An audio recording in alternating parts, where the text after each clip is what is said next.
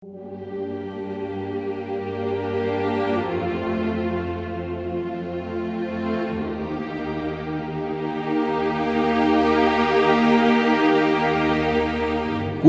ঘেরা নগরীর পথে পায়ে হাঁটা মানুষের গন্তব্য মানিক মিয়া এভিনিউতে।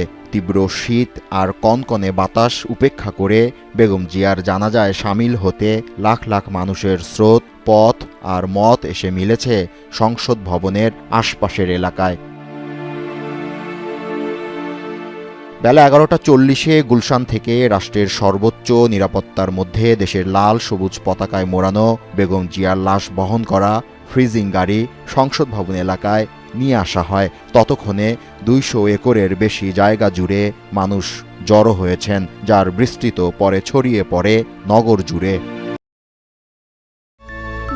ঘরে ঘরে বেকমেন্সের সাথে এমন অসাধারণ কিছু মুহূর্ত তৈরি করা, ইটস আ বেকমেন্স ক্রিয়েশন। দেশের বিভিন্ন স্থান থেকে আসা নেতাকর্মীরা বলেন, বেগম খালেদা জিয়ার 43 বছরের রাজনৈতিক জীবন আবর্তিত ছিল ন্যায় সাম্যের পক্ষে। অন্যায়ের বিরুদ্ধে সংগ্রাম করতে করতে তিনি জীবনের শেষ প্রান্তে এসে কখনো কোনোদিন আপোস করেননি। উনি বলেছেন যে আমার বিদেশে বন্ধু আছে, প্রভু নেই, এটা আপনারা দেখেছেন। উনি বলেছে বাংলার মাটিতে আমার জন্ম হয়েছে, বাংলার মাটিতে আমার শেষ ঠিকানা। নেত্রী ছিলেন না, উনি বাংলাদেশের একজন অভিভাবক ছিলেন। আজ বাংলাদেশ একজন অভিভাবক ছাড়া। আমরা ওনার মৃত্যুর খবর শুনে আমরা কেউ কারো অবস্থানে ভালো ছিলাম না।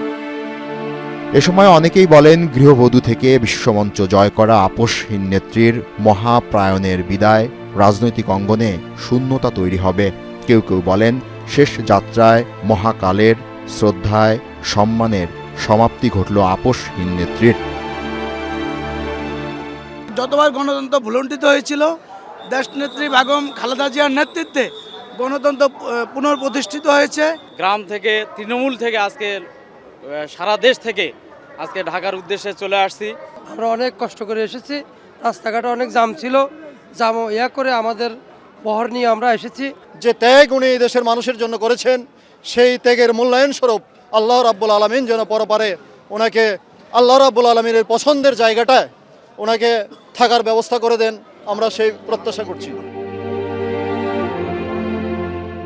জানাজা শেষে প্রিয় নেত্রীকে বিদায় জানিয়ে বিষাদ নিয়ে জানাজা স্থল ত্যাগ করেন নেতাকর্মীরা।